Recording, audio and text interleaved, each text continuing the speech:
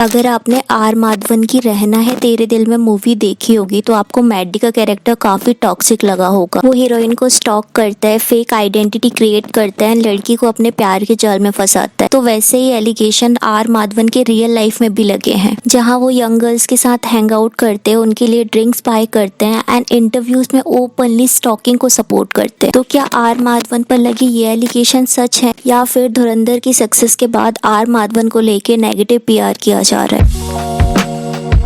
So recently are Madhavan का एक TikTok video viral हुआ है जिसमें आर माधवन यंग गर्ल्स के साथ हैंग आउट कर रहे हैं, उनके साथ चिल कर रहे हैं, मूवीज देख रहे हैं एंड वीडियो के अकॉर्डिंग सेफली उन्होंने उन गर्ल्स को ड्रॉप भी किया है। Sorry for party rocking. Hi. She doesn't care.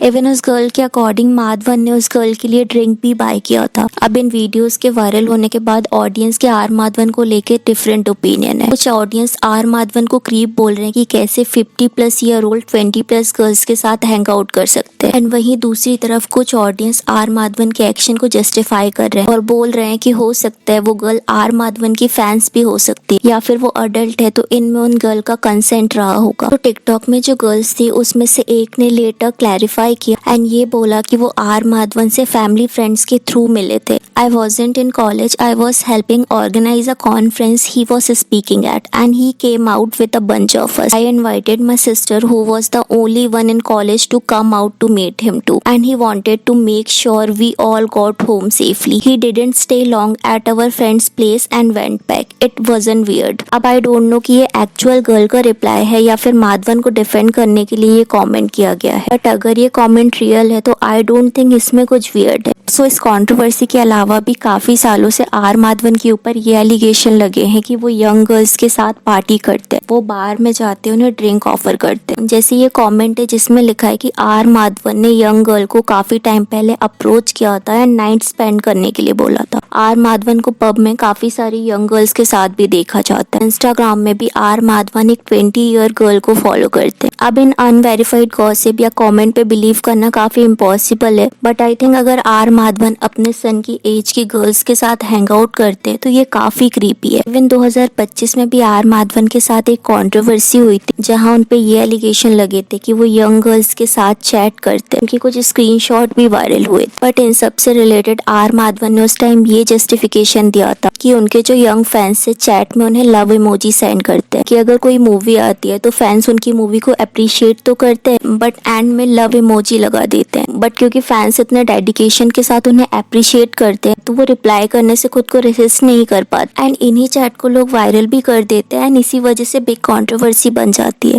A young girl messages me, I saw this movie, I really loved it, I thought you're a fabulous actor, well done, you'll motivate me, this, and at the end of it, she put lots of hearts and kisses and love symbols. Now, when there's a fan who's talking to me in such detail, I'm compelled to answer. So I always say, thank you so very much, very kind of you, God bless you. This is my reply to her. What she does is, she takes a screenshot of my reply to her and makes it as a post on Instagram. Now, what do people see? Hearts, kisses, and love things, and Maddie's reply to that. But because it's a small thing, you only see that symbol and think, oh, Maddie's talking to and I agree कि अक्सर social media में facts को manipulate करके controversy create करी जाती है। इसके अलावा आर माधवन का कुछ टाइम पहले एक इंटरव्यू भी आया था जिसमें वो स्टॉकिंग को डिफेंड कर रहे थे। सो काफी सालों पहले आर माधवन की एक मूवी आई थी रहना है तेरे दिल में, यहाँ स्टॉकिंग को प्रमोट किया गया है। जब हम यंग थे तो हमें ये मूवी काफी इंटरेस्टिंग लगती थी, मैडी का कैरेक्टर काफी अच्छा लगता था, और जब हम बड़े हुए तो हमें समझ आया कि मूवी एंड मैडी का कैरेक्टर कितना टॉक्सिक, जो कि एक्ट्रेस से इतना ऑब्सेस्ड हो जाता है कि उसे स्टॉक करता है, उसकी फेक आइडेंटिटी क्रिएट करता है, उस लड़की को अपने प्यार के जाल में फंसाता है। तो अभी के टाइम काफी सारी क्रिएटर्स इवन ऑडियंस ऐसी मूवीज को कॉल आउट कर रहे हैं। इसी से रिलेटेड जब आर माधवन से इंटरव्यू में क्वेश्चन किया जाता है तो माधवन मूवी को डिफेंड करते हुए अपने थॉट्स शेयर करते हुए बोलता है कि अगर कोई लड़का लड़की को पसंद करता है तो वो लड़की को कैसे अप्रोच करे। उस लड़के को अप्रोच करने के लिए उन्हें तो स्टॉक करना ही पड़ेगा, उनके पीछे तो जाना ही पड़ेगा एंड उनका एड्रेस पता करना ही पड़ेगा। ये जो बोल रहे हैं ना प्रॉब्लमेटिक, ये उस जनरेशन के है ही नहीं जिनको पता ही नहीं कि अगर आप किसी लड़की को पसंद करने लगते हो और अगर आपके मन में कोई खोट नहीं है और वाकई में आप उसको मतलब कैसे करो, आप उसको ट्रैक किए बगैर आप उसके पीछे जाकर वो कहाँ रहती है वो जाने बगैर आप उसे कांटेक्ट कर ही नहीं सकते, तो कैसे करता कोई इंसान। वो मूवी के कैरेक्टर मैडी को डिफेंड करते हुए भी ये बोलते हैं कि मैडी के पास पीछा करने के अलावा कोई भी ऑप्शन नहीं था, ही उसने उस लड़की का फायदा उठाया, वो एक स्ट्रेट फॉरवर्ड पर्सन था।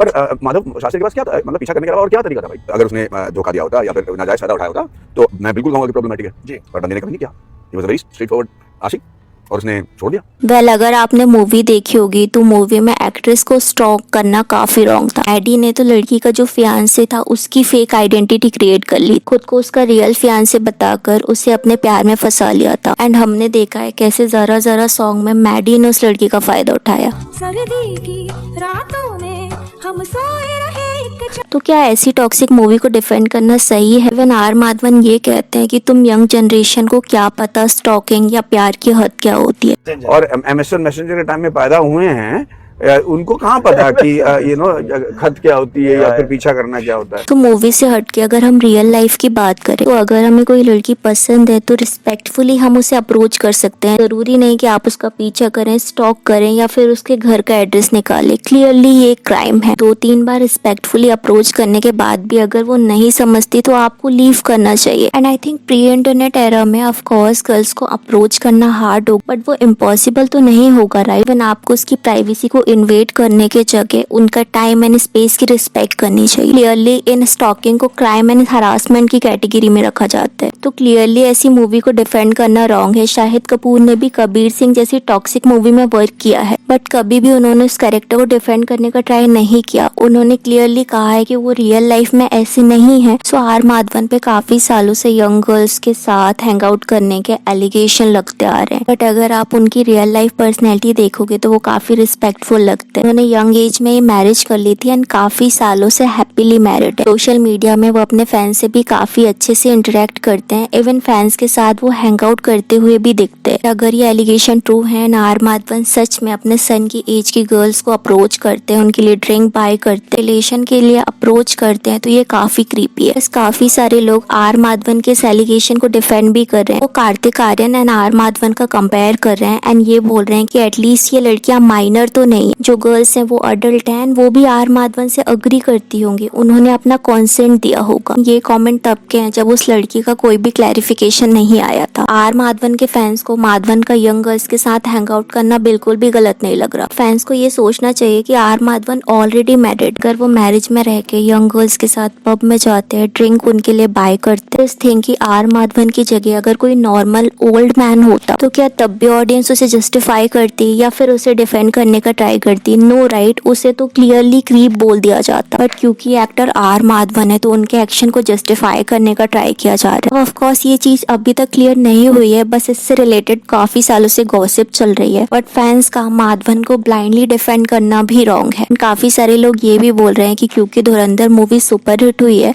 उस मूवी के काफी सारे एक्टर्स से रिलेटेड नेगेटिव पीआर किया जा रहा है। हो सकता है कि आर माधवन से रिलेटेड भी नेगेटिव पीआर किया जा रहा हो। अब ये नेगेटिव पीआर भी हो सकता है, नो डाउट, क्योंकि धुरंधर की सक्सेस के बाद रणवीर सिंह और अक्षय खन्ना के ऊपर भी काफी सारे नेगेटिव आर्टिकल आए थे, बट आर माधवन की ये जो कंट्रोवर्सी है ये काफी सालों से चलती आ रही है। So what are your thought? क्या आर माधवन पे लगी ये एलिगेशन सही हो सकते हैं या गलत? Let me know in a comment. And कैसे रणवीर सिंह एंड यामी गौतम को काफी सालों से इग्नोर किया गया, साइलेंट बाइकआउट किया गया, जानने के लिए इस वीडियो को क्लिक करें।